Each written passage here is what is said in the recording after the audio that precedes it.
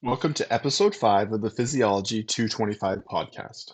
I'm your host, Dr. Jim Davis, and I'm excited to continue our journey into the fascinating world of physiology. In episode 4, we explored the cell membrane, the gatekeeper of every cell. Today, we'll turn our attention to enzymes, the unsung heroes that make life's chemical reactions possible. So let's dive right in. Well, what are enzymes? Enzymes are specialized proteins that act as biological catalysts, speeding up chemical reactions without being consumed in the process. They're incredibly specific, meaning each enzyme works with only one type of substrate, the molecule it acts upon. The magic happens at the enzyme's active site where the substrate binds, setting the stage for the reaction. Enzymes are also reusable, which makes them highly efficient. Once they've completed one reaction, they're ready to catalyze another. So how do they work? Think of enzymes as a key that fits perfectly into a lock, which is the substrate. This interaction lowers the activation energy, which is the energy needed to start a reaction. By reducing this threshold, enzymes make it easier for reactions to occur, ensuring the body's processes run smoothly and efficiently. Now, there are many factors that affect enzyme activity. They don't work in isolation. One of these factors is temperature. A moderate increase in core temperature, such as what happens during exercise, can actually boost enzyme activity. However, if the temperature rises too much above 41 degrees Celsius, enzymes can denature, or in other words, they lose their shape, and when you alter the shape, you alter the function. pH. Each enzyme has an optimal pH.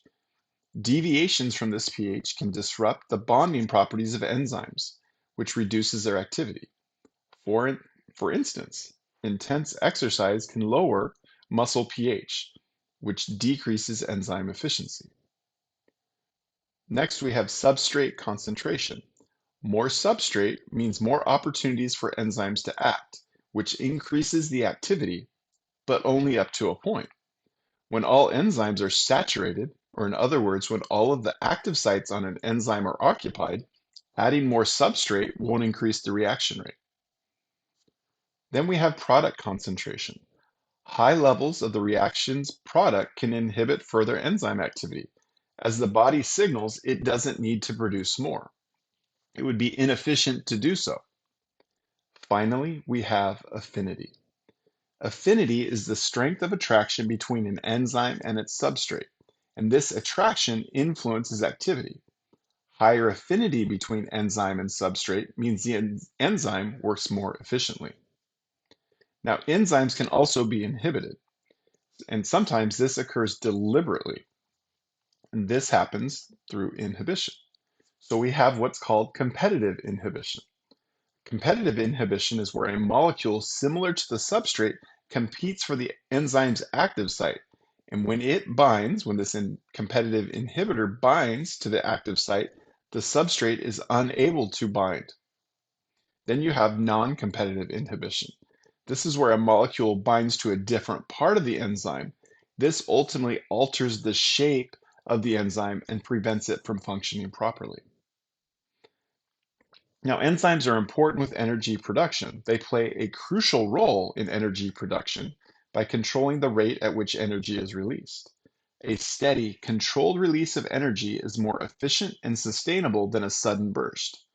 Factors like substrate availability, product levels, and enzyme activity all contribute to this regulation.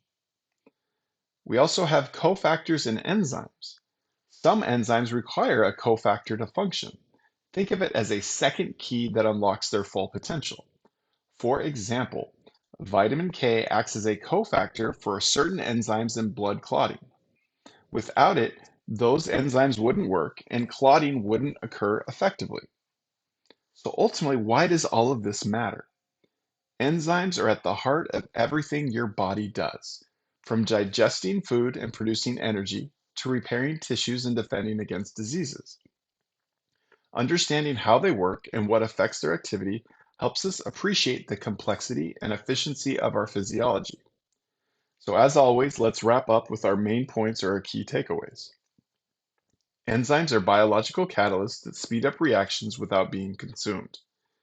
Factors like temperature, pH, substrate concentration, and product levels all affect enzyme activity. Enzymes can be inhibited through competitive or non-competitive mechanisms. And finally, cofactors are essential for some enzymes to function. That's all for episode 5. I hope you now have a better understanding of enzymes and their critical role in physiology. Join us next time for episode 6, where we'll dive into cellular respiration, the process that powers life itself. Until then, keep questioning, keep exploring, and stay curious.